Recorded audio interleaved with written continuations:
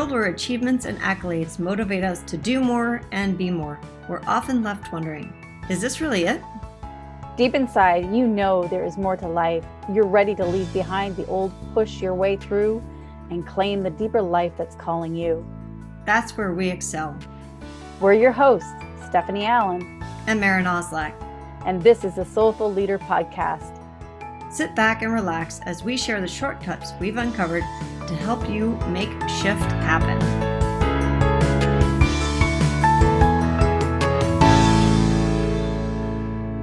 Hi, welcome to the Soulful Leader podcast. This is Stephanie, and I'm here with Maren. And I'm excited about our conversation in this podcast. We're going to talk a little bit about joy and fun. See, doesn't that sound great already? It does. Maybe we're going to laugh a lot during this podcast. I hope so. I mean, it's so interesting because, you know, sometimes you're like, well, what's the difference between joy and fun? And sometimes we don't know. Sometimes we just use them, you know, interchangeable. And I keep hearing from one of our teachers that always says, Stephanie, fun is a state of the ego and joy is a state of the soul. And I'm like, well, what does that mean? Right. So I want to what does that mean? You know, so many times I hear myself say, you know, I just want to have more fun. I'm not playing enough. I want to laugh more. But what I really feel that state of the soul that I'm seeking for is actually more joy. And what is joy? So have you ever been in a situation that isn't so fun? You know, you can think of like funerals or taxes or death and taxes, right? Those two things are not so fun. However, there can be a great amount of humor in them. And no disrespect to, our dearly beloved who have passed on, but sometimes you get talking in the grief and you remember something really silly or something really that touched your heart that just lit you up, that you go, oh my gosh, that was such a quality or such a flavor of that being. Yeah, and you start to laugh, right? Or you feel that welling of pure joy inside of you at that even moment. Though there's tears coming down your face, right? You know, and that is joy. And I truly believe that in my heart, even though I might say I want more fun, I really am seeking more joy. And I don't always know how to get that because we're so caught up in our world today of like what we do, you know, how much money we make, what kind of car we drive, you know, the job that we hold, the people that are around us, the house that we live in, our neighborhood, and the stuff that we have, our consumption. So I also want to talk about, we talked about where there isn't fun and you can still be in joy. And there are times in my life anyway, where I've had fun and it still feels empty. That was my point too, is like, you know, you have all this stuff or you reach the goal or you reach where you're, hey, this is my longing, this is my desire, and you get it and you go, why am I still not happy? Right. There's still a longing. And then there are other times in my life where I've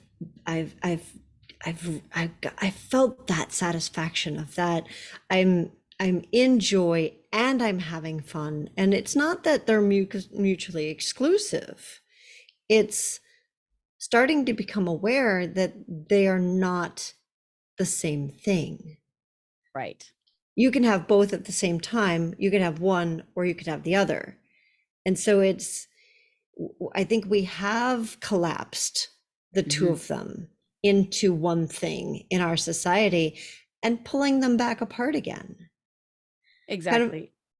Kind of like in our language, we have one word for love and it covers everything. And in the Greek language, they've got some crazy number of words for love, and they're all different. They're all different types of love. And so in our language, it collapses it down. So then in our brains, it also collapses it down. It's the same thing. So it may seem like semantics of, well, so what? So they're different.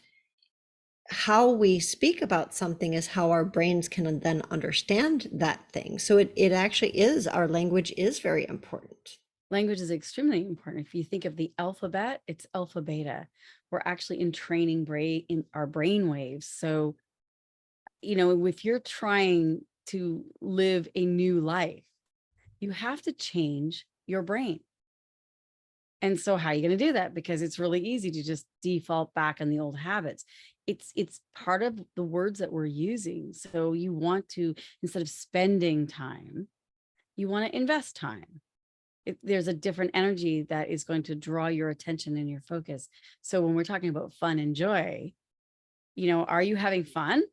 Are you having fun yet? Or is it joyful? And you can have both. You really can have both. And if I could just choose one, if I just had to choose one, I would choose the joy. And I've had experience of that in my life where I've been with really good friends, and it doesn't matter what kind of weather is happening. It doesn't matter if we have money or not. It doesn't matter if we're eating great food or not. It doesn't matter on anything in the outer. There's such a deep sustenance in our inner world that life could be shit on the outside, and we're having an amazing, joyful experience. And I want more of that in my life. So because we are the Soulful Leader podcast, Mhm. I think it's important for us to, I mean, it sounds like we're talking about vacations and, that type of thing, and stuff outside of work. And I just want to bring that back to what you just said. When we're in joy, we're less likely to be judgmental, to be stressed, to be like all of the things that as leaders we're aspiring Mhm. to be less judgmental, to be more accepting, to be, to be soulful leaders. Those are the things that we're aspiring to try and allow ourselves, get ourselves to be more inclusive and more empowering. And here's a key, people, is like joy. When we're truly in joy, all of those things come much more naturally. Yeah. Well, So you become magnetic. You don't have to work as hard. That's the key. You don't have to work as hard. So I'm thinking of, I've had some conversations with some people lately about how they're not having fun at work anymore. Like getting up and getting out of bed in the morning is not fun. And, I often say, well, so, outside of money, why are you going to work? I think a lot of our listeners can, I mean, I think anybody can relate to that. At some Yeah. point in our lives, we've gotten out of bed thinking this is not fun. I don't Yeah, even want this to is do not fun. this. I don't want to do this. And I said, that's the whole thing. I guess I think of fun, I kind of think of the water on the surface of the ocean, like the waves. And those waves, that fun is going to be contingent on what is happening in your outer environment. So if it's sunny and calm, the waves are calm and peaceful, right? But if the All wind good. is stirred, it's all good. But if the wind is all stirred up, I mean, how many times have we gone to work or been in environments where there's a whole bunch of bag of winds, and it's gossip and complaining and it's all stirred up? And it's like, if we're talking about having fun, well, that water is going to be a rough ride. But if we dive deep underneath that water, that's where the joy, right at the bottom of the ocean, it's still, it's quiet, it's peaceful, and it's also dark, but there's some wonderful, joyful place inside. And that's inside all of us. It's in there. I think we're so dang lucky right now. For most of us that are listening here in the West, that, we are so dang lucky that we have the opportunity to be able to go to work. Yeah. There's all kinds of things that need solving, problems need solving. And yes, isn't it great that we can have a job that can pay money to be able to help sustain us? And I'm not saying that money isn't important. It is. It makes life a heck of a lot easier.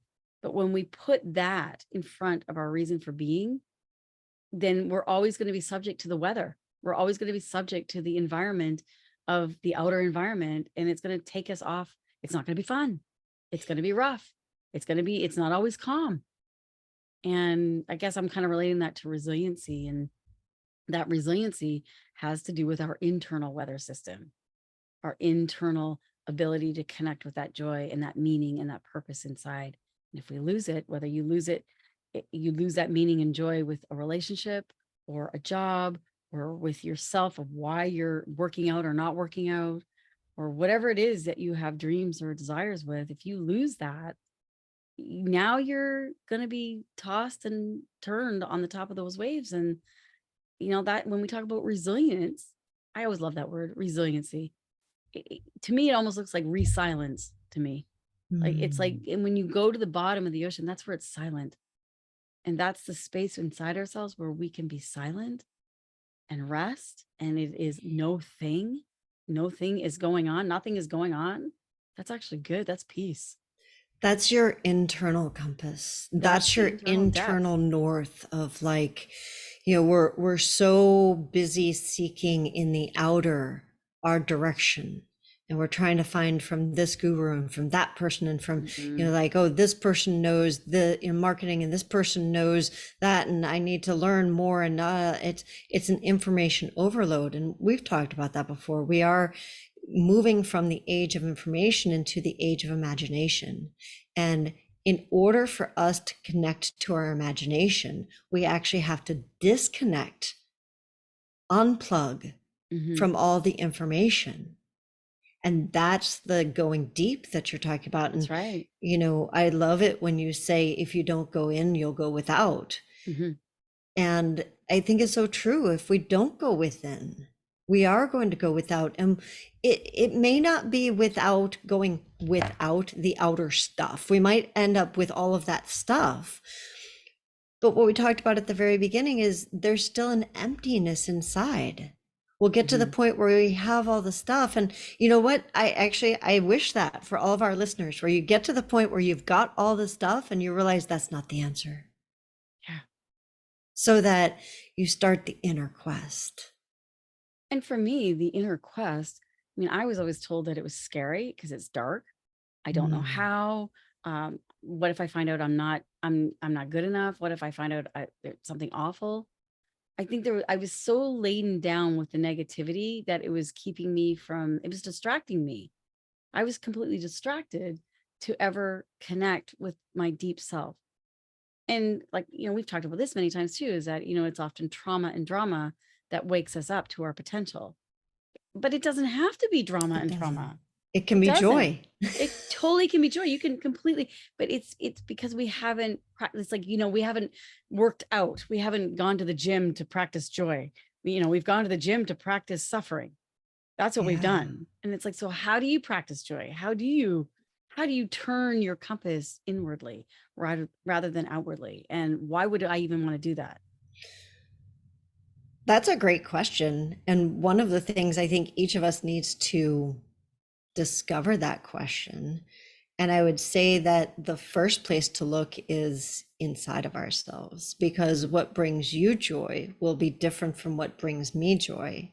And it is, and that may be the beginning of your inner journey. Mhm. And what a beautiful beginning of inner journey, instead of, like you said, it tends to be told to us that this is a dark and scary thing and it needs to be hard and shadow work. And there's that option, and there may be those pieces that come up. And if we can really dive into the joy piece and move, like, if that's the lens through which we're looking at the rest of it, it makes it so much more gentle and Mhm. beautiful and Mhm. sacred. And I think, letting go of, I am not my job. I Hmm. am not my body. I am not my thoughts. I am not my emotions. I am not my past. I am not, my identity as a woman or a therapist. That is not me. I am so much more than all of that. So let's stop for a second there. And I think maybe some of our listeners are going, huh? What do you mean you're not your past? What do you mean you're not your body? And so I invite you to stop for a moment and just pay attention to your breath.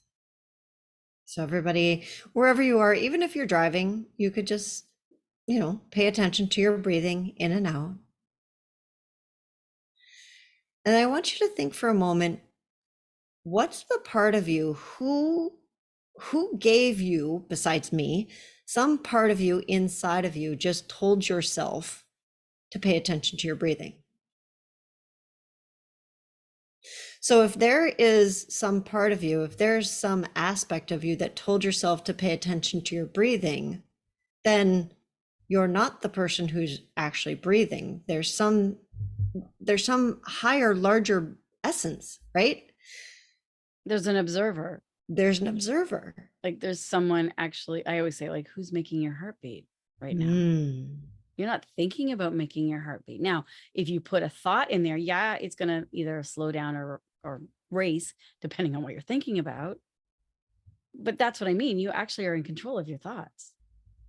So who's making your heartbeat?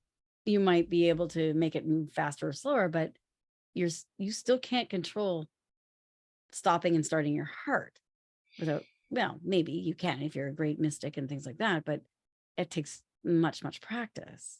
Right. So there's something greater that is working within us, an observer, like the ghost in the machine, so to speak. There is something else. And the more we can disconnect from all of those identities, the more peace we have, the more joy we have, the more love we have, the more acceptance we have. So I have a great story about that. So years ago, when I bought my first car, it was a Standard, and I couldn't drive a Standard. I didn't know how to drive a Standard. And so my very first car was a Standard.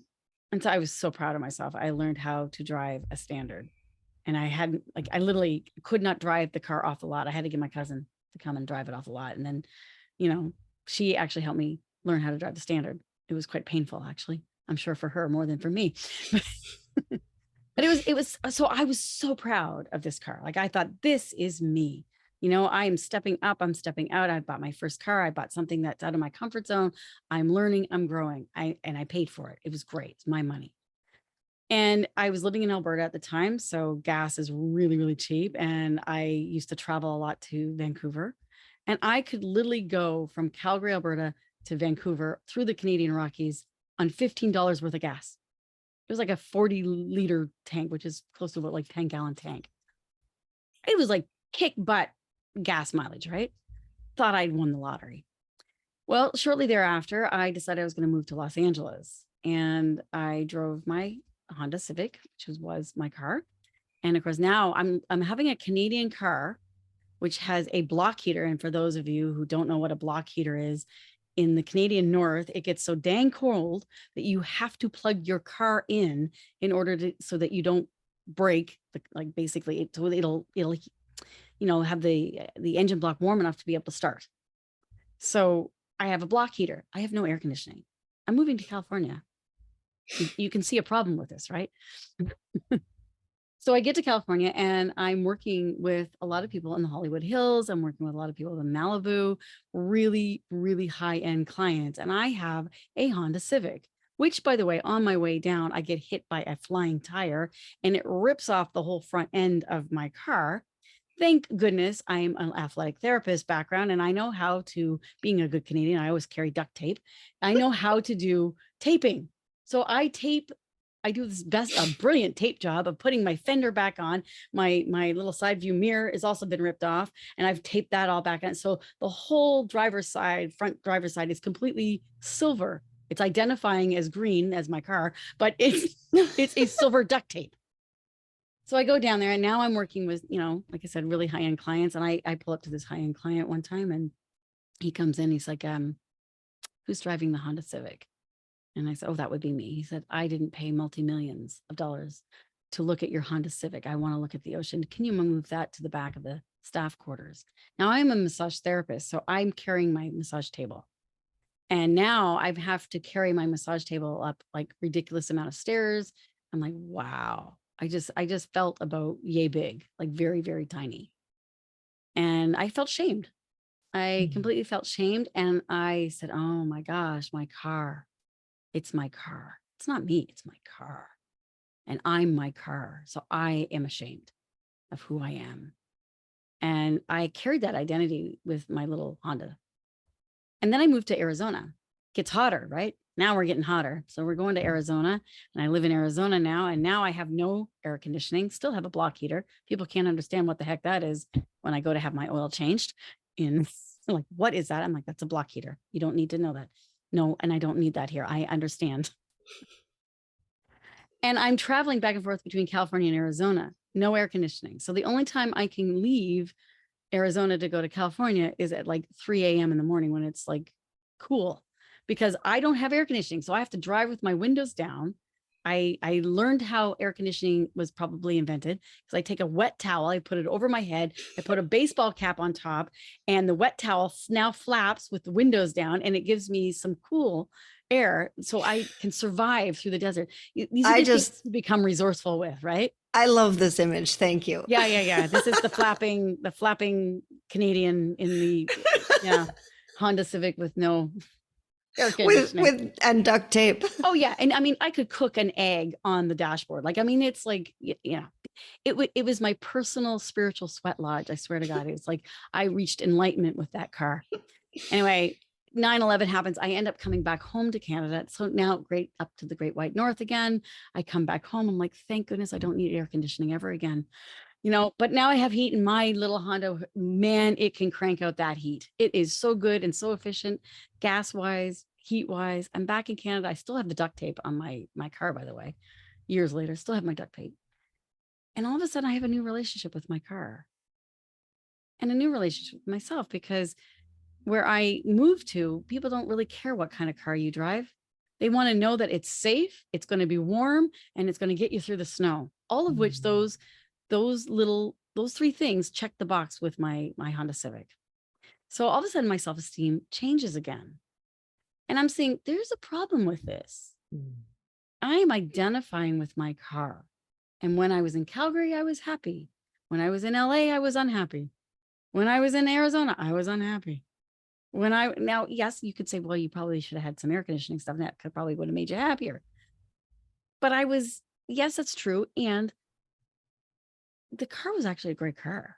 Right. It was in its wrong outer environment because I was in the wrong inner environment. I was identifying myself as my job, as my body, as my car. And I took on other people's thoughts and projections about what it was. Instead of knowing, I was so blessed to have had a car. I was so blessed that I was supported and it was paid for, and all this. Gratitude is so amazing. And when you can start to let go of the outer detachments, you're letting go of the upper part of the ocean of those waves. You're diving deep. You're going inside and connecting with your breath, connecting with your heartbeat, because really that's who you are. I would say how you breathe is how you'll let the divine be with you. Most of us stay very shallow breathing. Right. I mean, when you think of people, so many people now having like sleep apnea, not being able to breathe at nighttime and having to use devices, which I think, thank you, God, right? That we have those things. Also for the person who's sleeping next to the person with a sleep apnea machine. Thank you, God, because, it's pretty heavy snoring. But it's like, thank you. And what would happen if we learned how to breathe well? And I do this a lot in my workshops and our trainings. We talk a lot about this, Maren, when we're working with companies and other things, that it's like, if we can learn how to breathe, we can heal so much, not just physically in our body, but mentally and emotionally. And we can start to go and source that deep joy from within. Yeah. So that emptiness, we can actually embrace the emptiness and swim in it and actually be so held with love and fulfillment. And that is the state of joy. So yes, one of my very good friends always says, Stephanie, you're going through hell right now, but next month when we have this conversation, we're going to laugh our butt off about what you went through. And that's always been true. I always think about that. It's like, if you can go to the future and look back of me sitting in the desert with my, wet towel on my head and a baseball cap flapping in the wind, making it was quite funny. I actually had very little clothes going on through. No wonder all the truck drivers were blowing their horns and things. And I had this little Honda Civic. I'm sure I drew a lot of attention, but it was the only way I could survive. It was hysterical. In the I moment, I was ashamed, but now it's right. hysterical, right? And I love, so I'm gonna point out the practice that you just gave everybody so that it's really clear, because this happens to all of us, right? We're like, in the moment, we're horrified or we're whatever. And if we could literally put ourselves a month or 2 months or 2 years in the future and be like, this is going to be a great story. This is going to be a great story. I don't Mhm. know how it's going to end yet. I just know this is going to be something I'm going to laugh my butt off about, and I'm going to be able to tell people. And then all of a sudden, now it gets lighter. Now I might be able to find the joy in the moment and even laugh in the moment. I mean, like, I'm sure you probably had a few times when you laughed your butt off at yourself with your your towel Well, I'm flapping and telling your you, by the time I left Arizona and I arrived in California to where my best friend lives, she would say, "Don't even touch me. Go take a shower. Like go to. Like, I think you even have bugs in your teeth. Like it's like you're gross. Like you are so gross." I'm like, "Yes, but I'm enlightened because I've just done 5 hours in a sweat lodge. Like, come on, you know."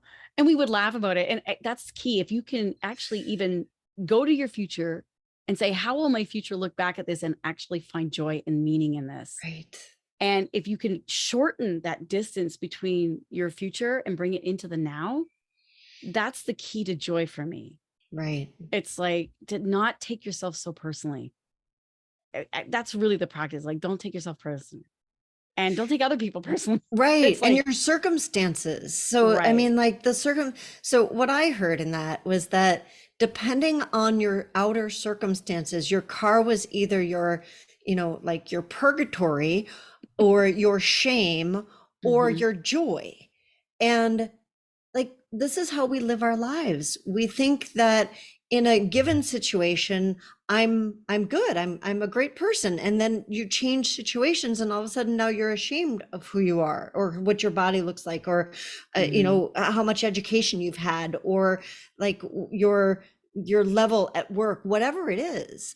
And you haven't changed. The situation has changed. The outer has The changed. outer has changed. And so finding, going back to what we were talking about earlier, of diving, all of that stuff is the surface waves. So diving down deep below that and Mhm. finding your compass, your true north. That's the piece. And there's lots of ways to do that. I know we're just talking about like what needs to happen, not necessarily how it needs to happen. And I think you did give us a key on a couple of ways of how that can happen. One of them is dropping into your breathing, Mhm. because it does get you out of the outer situation. And the other one is connecting to your future self. Absolutely. And, it's like, if you could start making the one or both of those things a regular practice in your day. Earlier when you were talking about working out, it's like, we haven't worked out that muscle. How do we start? We need to work in, not work Yeah. out. We need to work inward. How do we start? Breathe. Breathe. I Connect always to say, your future. I say, I call it smile to yourself inside. Mm. Like, okay, right now I'm a hot mess. Oh my God, this is going to make a good story someday. And it might someday might be in an hour or two when I look back at it. I You know, really truly believe, personally, my belief is the more that you do that, the shorter that distance becomes. and the more you're going to laugh, the more you will be open to love, and the more, like, what even the word humor. We're talking about semantics here. We're talking about alpha, beta, hue, more hue, more color, more vibrancy, more light, more God consciousness. Like that's what hue means. Yeah. Who doesn't want more of that? More love, humor. Yeah. This was a joy-filled podcast for me. I hope it was for all of you that listened. Please At the do join cost of us. my hot mess. Yeah, I was, so just so that you all know, I got to hear this story the other day and I was like, Stephanie, we need to tell our people, because I wanted to be amused again. So please do join us. We've got a YouTube channel, we've got a Facebook group and a LinkedIn group. All of them are Soulful Leaders. And we look forward to seeing you laughing and being joy-filled in whatever leadership position you have in your life. Thanks for joining us today.